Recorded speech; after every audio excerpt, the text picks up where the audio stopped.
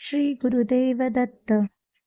दत्तप्रभूंचा पहिला अवतार श्रीपाद श्रीवल्लभ हे अवघ्या 30 वर्षाचे त्यांच्या अवतार कार्यात त्यांनी अनेक लीला केल्या. त्यांच्या अवतार कार्यातील महती म्हणजे कृते जनार्दने देवस्त्रेताया रघुनंदनः द्वापारे रामकृष्णेचे कलो श्रीपाद वल्लभः.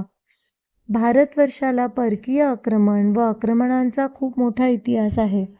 या आक्रमणे, लढाया, युद्धे यामुळे समाजमन अगदी ढवळून निघालेले होते. भगवान दत्तात्रेय जगोद्धारासाठी इसवी सन 1320 मध्ये आंध्र प्रदेशातील पूर्व गोदावरीच्या जिल्ह्यात पिठापूर क्षेत्री अप्पलराज व सुमिती या पुण्य दाम्पत्याच्या पोटी श्रीपाद श्रीवल्लभांचा जन्म झाला. श्रीपाद श्रीवल्लभांना दत्तात्रेयांचा पहिले अवतार मानले जाते. श्रीपाद श्रीवल्लभांचे अवतार कार्य हे अवघ्या 30 वर्षाचे होते, परंतु त्यांनी ह्या काळात अनेक लोकोद्धारासाठी व समाजभान टिकवून ठेवण्यासाठी लीला केल्या. श्रीपाद श्रीवल्लभांचा जन्म भाद्रपद शुक्ल पक्ष गणेश चतुर्थीला झाला. पिठापूर येथे 16, कुरवपूर येथे 14 वर्ष त्यांनी अवघ्या 30 वर्षाच्या कालावधीत अद्भुत अशा लीला केल्या.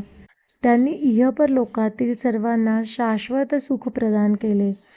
त्यांच्या बाललीला या प्रत्यक्ष भगवान श्री बाळकृष्णाच्या लीलेसारख्याच मधुर आणि अद्भुत अशा होत्या.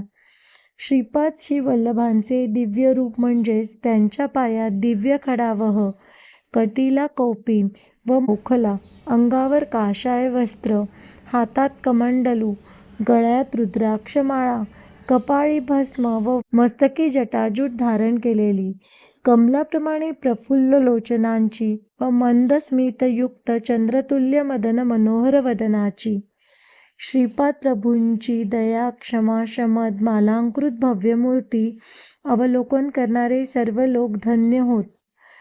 ते कृष्णामाई त्रिकाल स्नान करीत. रोज प्रातःकाळी संध्येत 1000 गायत्री मंत्र जपत तर 108 सूर्यनमस्कार ते घालीत असत असे म्हटले जाते. समस्त मानवजातीच्या कल्याणासाठी श्रीपाद श्रीवल्लभांनी भारत भ्रमण केले. आंध्र प्रदेशातील पिठापूर येथे दैवी बालकाने बालवयातच म्हणजे 16व्या वर्षाच्या आतच सकळ शास्त्रात विशेषतः वेदामध्ये प्रावीण्य मिळवले. आपल्या अशा दिव्य, अगम्य व मानवांच्या दृष्टीने अनकालनीय त्यांच्या अनेक लीला आहे. पाण्यावरून चालणे, व्यंग व्यक्तीस अव्यंगता प्राप्त करून देणे, अन्न कमी असून देखील ते सर्वांना पुरून शिल्लक राहणे, अशा एक न हजारो लीला त्यांनी लोकांना करून दाखविल्या. अंध व्यक्तीस दृष्टी प्राप्त करून देणे, अशा कितीतरी चमत्कृती लीलांनी त्यांचे आयुष्य भरलेले दिसते. पिठापूर व कुरवपूर ही दोन्ही क्षेत्रे श्रीपाद श्रीवल्लभांच्या चैतन्याने परमपवित्र झालेली आहे. या दोन्ही ठिकाणी त्यांनी दुःखी, कष्टी जीवांचा उद्धार केला. 3ऱ्या वर्षापासून हे महान कार्य त्यांचे चालू होते. त्यांच्या परिवारातील सर्वांनाच त्यांनी त्यांच्या अद्भुत लीलांनी विस्मयचकित केले. अनेक प्रसंगी ते स्वतः दत्तगुरू असल्याची प्रचिती त्यांनी लोकांना दाखविली. प्रभू वयाच्या 16व्या वर्षी पिठापूरला वास्तव्याला होते. त्यानंतर आपल्या भक्तांची हाक ऐकून ते घराबाहेर पडले. या घटनेचे भाकीत त्यांनी त्यांच्या मातापित्यांना बालवयातच सांगितले होते. पिठापूर येथून ते थेट कुरवपूरला आले. तेथे त्यांनी 14 वर्ष राहून जनसेवा केली. श्रीपाद श्रीवल्लभांचे संपूर्ण चरित्र म्हणजे एक सजीव चैतन्यश्रुती आहे. श्रीपाद श्रीवल्लभांचे अवतार कार्य महान व अवर्णनीय आहे व श्रीपाद श्रीवल्लभांचे पुढील पूर्ण अवतार नृसिंह सरस्वती महाराज व श्री स्वामी समर्थ हे आहे. हे अवतार महाराष्ट्रामधूनच झाले आहे. ही चराचर सृष्टी परमात्म्याचे स्वरूप आहे व धर्मरक्षाक्रमात कृतयुगात जनार्दन, त्रेतायुगात रघुनंदन, द्वापारयुगात बलराम कृष्ण तर कलियुगात श्रीपाद श्रीवल्लभ यांच्या अवतारांचे भविष्यवाणीचा उल्लेख पुराणात वेद यांनी केलेला आढळतो. श्रीपाद श्रीवल्लभ हे दत्तात्रयांचे बाल स्वरूपातील अवतार असल्याचे म्हटले जाते.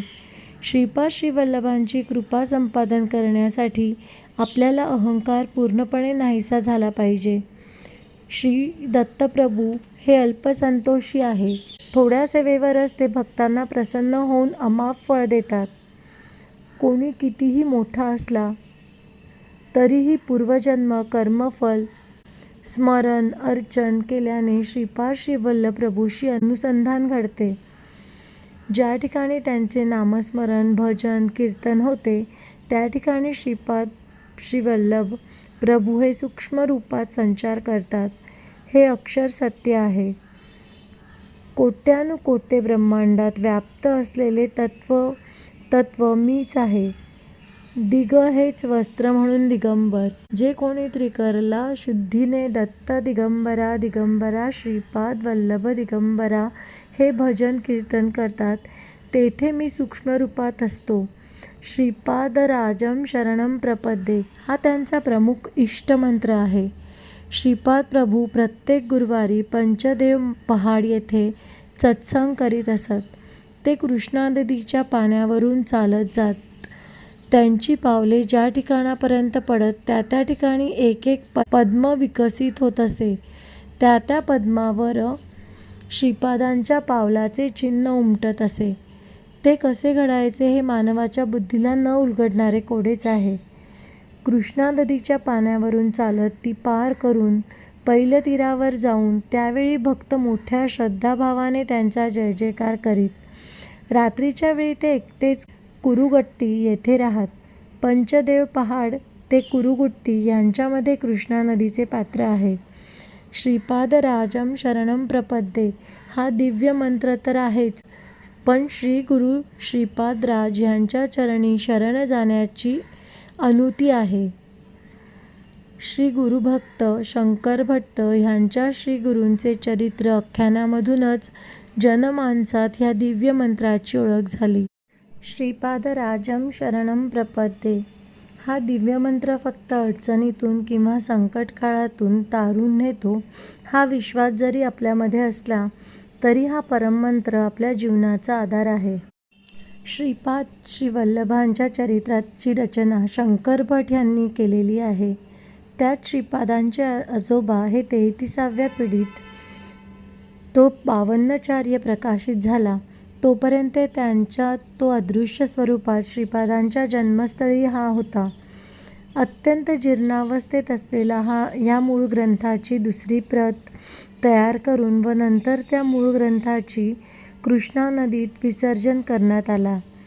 त्यानंतर इसवी सन 2001 साली विजयादशमीपासून कृष्ण एकादशीपर्यंत पिठापूर येथे श्रीपादांच्या महासंस्थानामध्ये त्या ग्रंथाचे प्रथम पारायण झाले.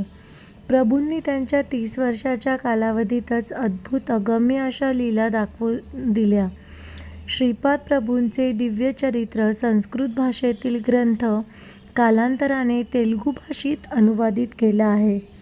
श्रीपाद प्रभूंचे चरित्र कोणीही कोठेही पठण केल्यास स्वतः श्रीपाद प्रभू तेथे सूक्ष्म रूपात राहतात व ते श्रवण करतात अशी भाविकांची श्रद्धा आहे. इसवी सन 1320 मध्ये श्री दत्तात्रेयांनी श्रीपाद श्रीवल्लभांचा अवतार धारण करून खूप मोठे कार्य केले व श्रीपाद श्रीवल्लभ हे वयाच्या 30व्या वर्षीच गुप्त झाले. दिगंबरा दिगंबरा श्रीपाद वल्लभ दिगंबरा. दिगंबरा दिगंबरा श्रीपाद वल्लभ दिगंबरा. दिगंबरा दिगंबरा श्रीपाद वल्लभ दिगंबरा. श्री गुरुदेव दत्त.